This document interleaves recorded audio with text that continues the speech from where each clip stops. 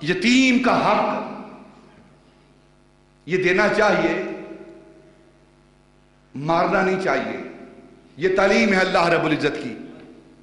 صرف اس درے یتیم کی بات نہیں، معاشرے کے جو یتیم ہیں ان کی بھی بات کرتے ہیں. ہمارا معاملہ کیا ہے اپنے ہی یتیموں کا؟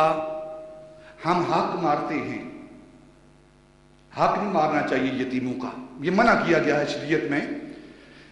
اور یتیم پر دست شفقت رکھنا چاہیے، دست محبت رکھنا چاہیے.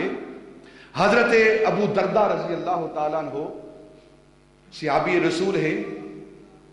یتیم کے ساتھ محبت کا، شفقت کا معاملہ، اس کا اجر کیا ملتا ہے؟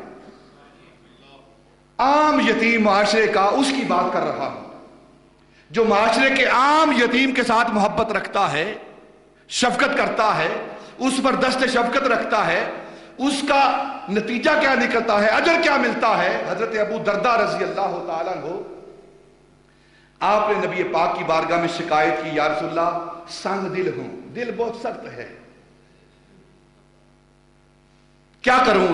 بہت سخت ہے دل، رونے کو جی نہیں کرتا، ہر وقت تنگی ہے، دل بہت سخت ہو چکا ہے. نبی پاک نے فرمایا ابو دردہ اگر دل کی نرمی چاہتے ہو، دل کے اندر رقت چاہتے ہو، رقیق القلب ہونا چاہتے ہو تو کیا کرو؟ ایک کام کرو.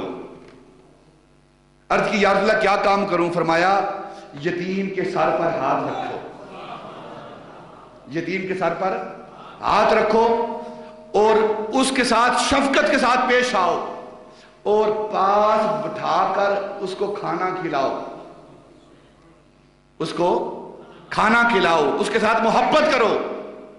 جب اس کے ساتھ محبت کرو گے، اسے پاس بٹھا کر کھانا کھلاؤ گے تو میرے آقا نے فرمایا ایک کام تو یہ ہوگا کہ تیرا دل نرم ہو جائے گا، اور دوسرا کام کیا ہوگا کہ تیرے دل کی حاجات کو بھی اللہ پورا کر دے گا، تیری حاجتوں کو اللہ پورا کرے گا. اور پھر نبی پاک نے فرمایا تیسرا کام تیرے ساتھ کیا ہوگا کہ جب تو یتیم کے سر پر اپنا ہاتھ رکھے گا نا، اس کے سر پر دست شفقت رکھے گا تو تیرے ہاتھ کے نیچے جتنے اس کے بال آئیں گے نا، اللہ رب العزت ان بالوں کی گنتی جتنے تیرے گناہ معاف کرے گا اور تیرے نامہ اعمال میں نیکیاں لکھ دے گا. یہ ہے معاشرے کے عام یتیم کی حالت. اگر کوئی معاشرے کے عام یتیم کو خوش کرتا ہے تو اللہ رب العزت اس کو لاکھوں کروڑوں نیکیاں دیتا ہے، اس کی خواہشات کو پورا کرتا ہے. اور اگر کوئی در یتیم کو خوش کرے، اگر کوئی در یتیم کو خوش کرے تو اس کے لیے کیا اجر ہوگا؟ پھر حدیث پاک میں آتا ہے نبی پاک صلی اللہ علیہ وسلم نے فرمایا کہ جو شخص یتیم پر ظلم کرتا ہے، اس کا ناحق مال چھینتا ہے، اور جب اس کے ظلم کی وجہ سے وہ یتیم روتا ہے، حدیث پاک میں آتا ہے کہ جو ہی وہ یتیم روتا ہے اس کے رونے کی وجہ سے اللہ رب العزت کا عرش کانپتا ہے، عرش کانپتا ہے. اور اس کے آنسو، یتیم کے آنسو اللہ رب العزت کی ہتھیلیوں میں گرتے ہیں، اللہ کی ہتھیلیوں میں اس کے آنسو گرتے. حدیث پاک ہے یہ. جو خدا ہتھیلیوں سے پاک ہے اس یتیم کے آنسو اس کی ہتھیلیوں میں گرتے ہیں، اور اللہ فرماتا ہے کون ہے جو اس یتیم کو رلا رہا ہے جبکہ میں نے اس کے باپ کو خاک کے نیچے بھیج دیا ہے، اور کون ہے اس کو چپ کرانے والا، اس کے سر پر دست شفقت رکھنے والا، کون ہے جو اسے چپ کرائے؟ جو اسے چپ کرائے گا میں خدا وعدہ کرتا ہوں کہ آج جو اسے راضی کرے گا کل قیامت کے روز میں اسے چپ کرانے والے کو راضی کروں گا، چپ کرانے والے کو راضی کروں گا. اور پھر حضرت امام عبد الرحمن صفوری صاحب نزہۃ المجالس لکھتے ہیں کہ ایک شخص بڑا گناہگار، انتہائی گناہگار تھا، تو اس نے دیکھا ایک بچہ ہے، سردی کا موسم ہے، چپک کر بیٹھا ہوا ہے، سردی کی وجہ سے اس کے جسم پر کپڑا نہیں ہے، उस गुनहगार ने देखा, रहम आया, करम आया, तरस आया, तो उसने एक चादर उसके ऊपर डाल दी। उस छोटे बच्चे, मासूम बच्चे जो सर्दी के मौसम में ठिठर कर बैठा हुआ था, उसके ऊपर चादर डाल दी। चादर डालने वाला गुनहगार है। जब चादर डाली, रात हुई, तो उसने रात अंदर सोया तो ख्वाब देखा। हजरत इमाम सफूरी इस बात को नकल कर रहे हैं। ख्वाब देखा, क्या देखता है कि माशर लगा हुआ है, क़यामत बर्पा है, और फरिश्ते उस शख्स को पकड़कर उसके गुनाहों के सबब उसे जहन्नम की तरफ ले जा रहे हैं। जब जहन्नम के करीब पहुंचते हैं और फरिश्ते उसे फेंकने लगते हैं, तो पीछे से आवाज आती है, मैंने इसे पहचान लिया है, फरिश्तों रुक जाओ, रुक जाओ, इसे जहन्नम के अंदर ना फेंको। वो फरिश्ते रुकते हैं कि हम हुक्म के बंदे हैं, अल्लाह ने हुक्म दिया है और ये गुनाह करता रहा है, इसलिए हमने इसे जहन्नम के अंदर फेंकना है। तो अल्लाह रब्बुल इज्जत की तरफ से निदा आएगी, फरिश्तों जो ये कहता है ना, इसकी बात को मानो, इसकी बात को मानो। तो फरिश्ते उसकी तरफ मुखातिब होंगे, पूछेंगे तू क्या कहता है, तूने क्या पहचाना है?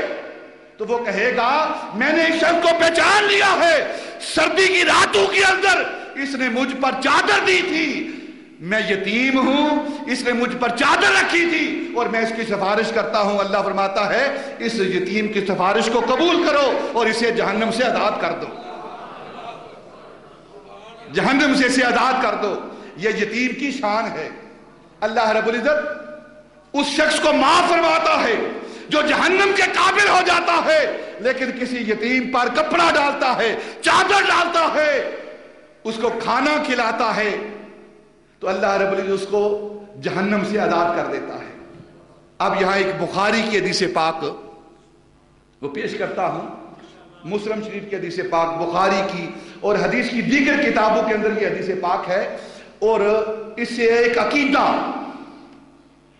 हदीस पाक सब पढ़ते रहते हैं, लेकिन उससे इस्तिखराज, इस्तिंबात नबी पाक, बुखारी और मुस्लिम की हदीस पाक है, नबी पाक ने फरमाया कि जो यतीम की परवरिश करता है, क्या करता है?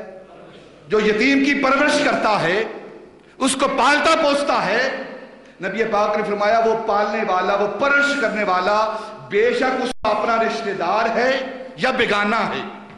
ये बुखारी और मुस्लिम की हदीस पाक है। उसको पालने वाला, उसकी परवरिश करने वाला, बेशक वो उसका अपना है, रिश्तेदार है या बेगाना है।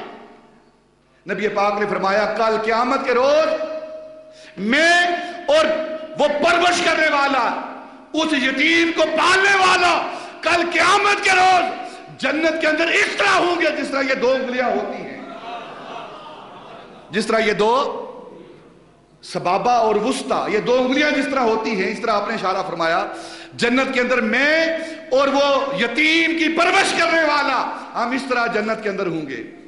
अब यहां एक सवाल करता हूं, जो लोग माज़ अल्लाह नबी पाक सल्लल्लाहु अलैहि वसल्लम के वालिदैन के बारे में,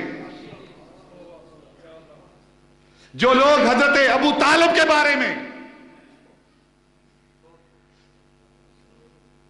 तरह तरह की बातें करते हैं, आम यतीम की परवरिश करने वाला, बुखारी और मुस्लिम की हदीस के मुताबिक नबी पाक ने फरमाया मैं और वो जन्नत में इस तरह होंगे जिस तरह दो उंगलियां। और अगर दुर्रे यतीम की 40 साल अबू तालिब परवरिश करे तो वो नबी पाक के साथ नहीं होंगे। वैसे ही बातें कर देना, वैसे ही बातें कर देना, ये दुरुस्त नहीं है। 40 साल अबू तालिब की जात वो है जो नबी पाक सल्लल्लाहु अलैहि वसल्लम की परवरिश करते रहे हैं, नबी पाक सल्लल्लाहु अलैहि वसल्लम का ख्याल रखते रहे हैं। और खुद नबी पाक फरमाते हैं जब तक अबू तालिब जिंदा रहा है किसी काफिर की जुर्रत नहीं हुई कि मुझ मोहम्मद की तरफ ना देखे। और फिर आप खुद फरमाते हैं कि मैं बचपन में यतीम हुआ हूं और जवानी में जाकर गरीब हो गया था। गरीब होने का मतलब क्या है कि मुझ से अबू तालिब का साया उठ गया था। अब कुफार ने अपने जुल्म और सितम के बाब खोल दिए थे। تو جو عام شخص، عام انسان کسی عام یتیم کی خدمت کرتا ہے، اس کی پرورش کرتا ہے، وہ جنت میں مصطفیٰ کا ساتھی ہوتا ہے. اور اگر 40 سال کو مصطفیٰ کی پرورش کرتا رہا ہو تو اس کا مقام اور مرتبہ کیا ہوگا؟ قابل غور بات، اس پر غور کریں. اس بات پر صرف حدیث کو پڑھ کر گزر جانا یہ اور بات ہے، اور اس حدیث کا مطلب، اس کے مطالب کو سمجھنا یہ اور بات ہے.